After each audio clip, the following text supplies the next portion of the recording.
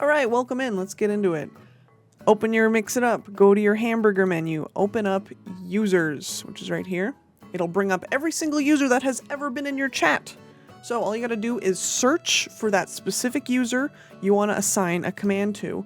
For today, we're just gonna use myself, and I'm already right here, and you're gonna go to the edit button. It's gonna open up this menu. You're gonna scroll down and add user-only chat commands.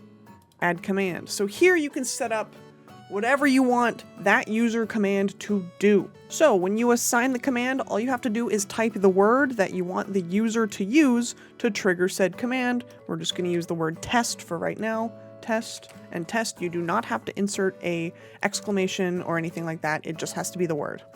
And then from here, you're going to add in your media that you want the command to do, or that the user wants to do. So right now we're just gonna go in and add a video, but you can use any of these. We're gonna add in an overlay, video and images, and we're gonna make it a video, and then add in your media, set up the size that you would like, and the position. You can also set a randomizer here as well.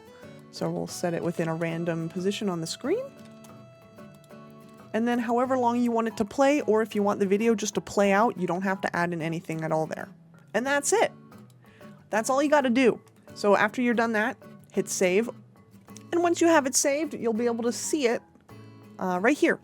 So once it's all set up, you'll be able to test it from here, and you can even disable it and enable it whenever you would like. So let's go on over to OBS, and I can show you. And we're on the OBS screen here, so now you can just go ahead and test it and Mix It Up, or in your chat. But if it's in your chat, you got to make sure you have that user to help you test it.